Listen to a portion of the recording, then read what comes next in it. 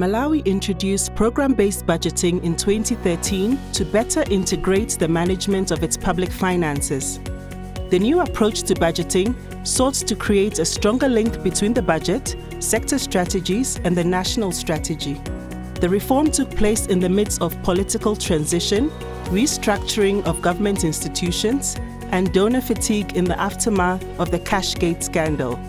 Tithokoze Samuel, head of the cash management unit at the Ministry of Finance, describes her journey in building a case for a complex change management process.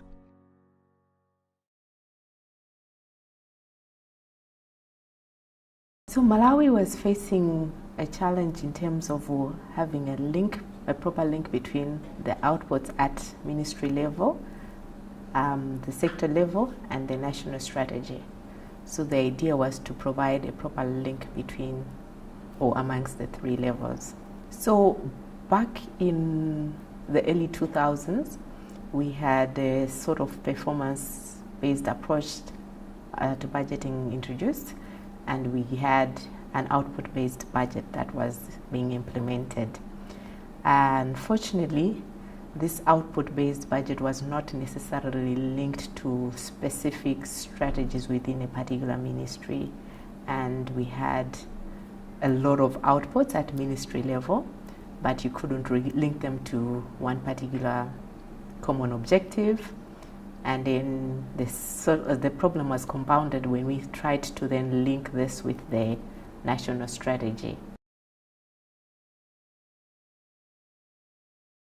The first instance was them being able to understand, the ministries themselves understand that this was more or less a new approach. So we had others believing that it's the same thing and not too different. And then when we took the initiative to the next level, we had to more or less have the Minister of Finance buy in to be able to take the reform to the next level of Parliament and then even the President. We had a change in government, so we started the initiative with a different government, and at that level we had the Budget Director in the loop, the PS and the Minister.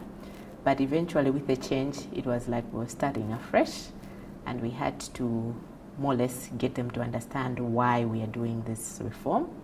At the same time, we also had a Cashgate scandal. I think it's popularly known as the Cashgate scandal, but we had fraudulent experience in the FMS, and that meant the focus at that point in time was not necessarily budgeting, but now sealing the loopholes, and accounting and reporting was the interest at that point. So with the new reform, it was like we are doing too many things that were being proposed, and it was seen to be not necessarily a priority. And in the course, we sort of lost the much needed support from the IMF that we started with in 2013, because the focus then for most donors was to ensure that we are not losing any money through the accounting system.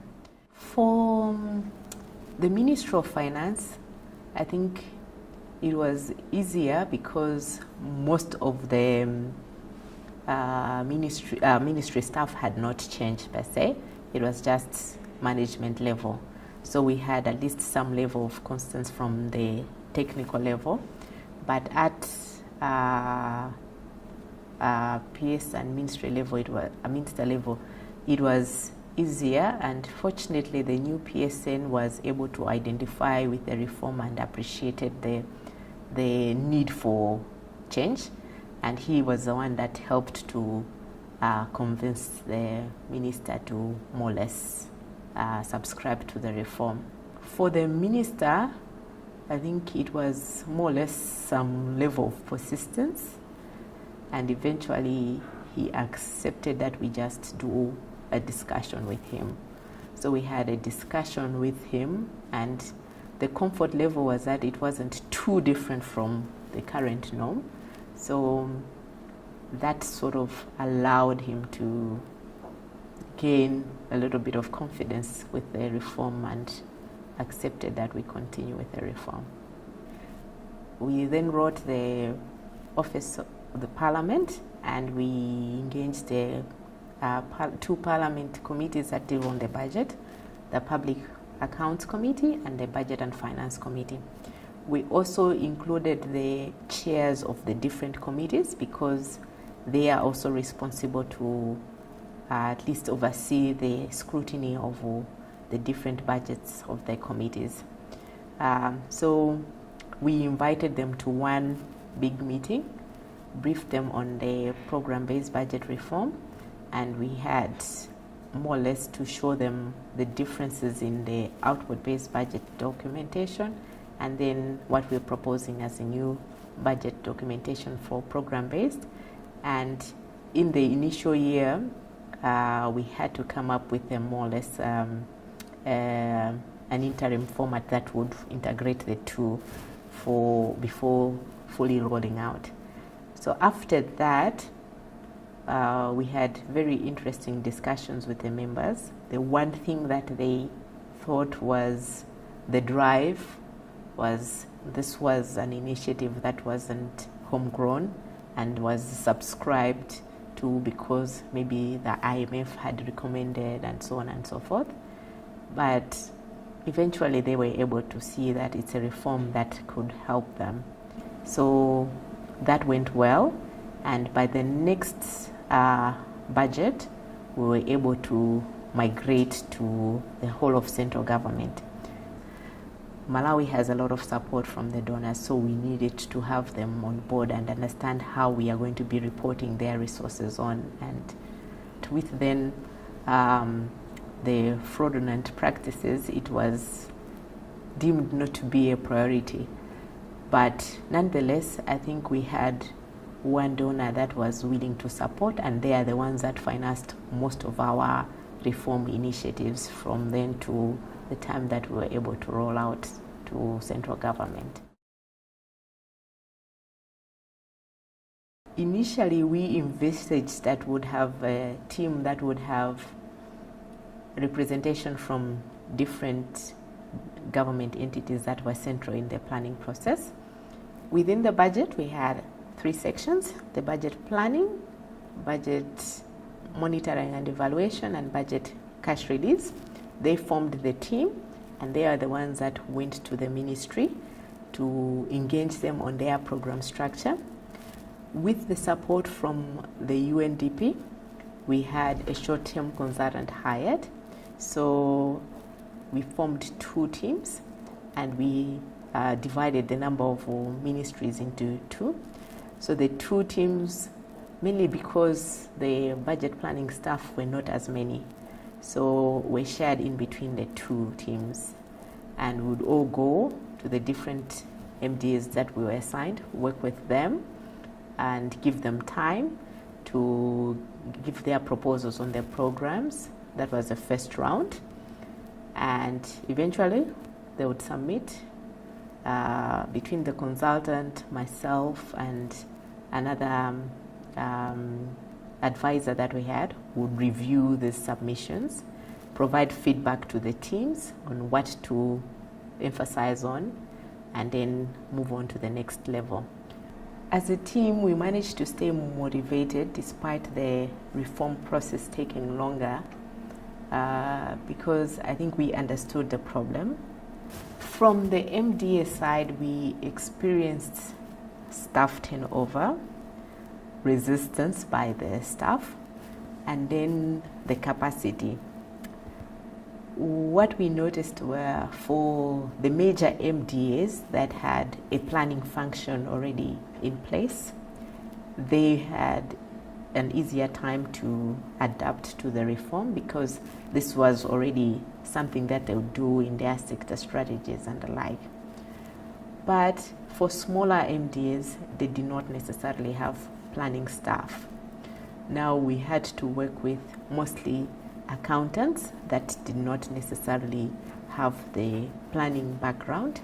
So that was a little bit of a challenge because we needed them to start adopting to that type of performance reporting. Health is one of the ministries that have a lot of indicators, but for them to identify which indicators to assign to a particular program and the different levels of service delivery at the health level, that was tricky. And within the health sector, they have a very active donor group and other civil society organizations interested in the health sector. So I think relating all that to one particular program, that was a challenge.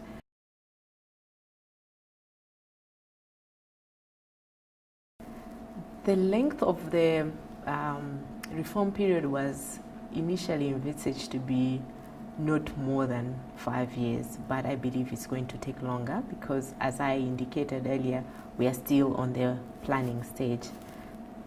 So far, I think the first phase is as successful as it might be.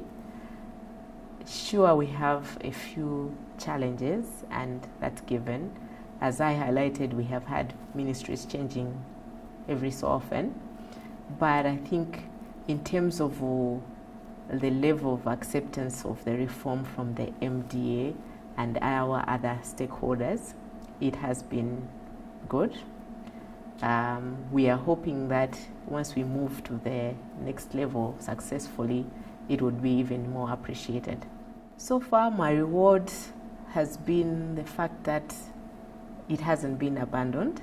The benefits that we've been able to see from the reform is the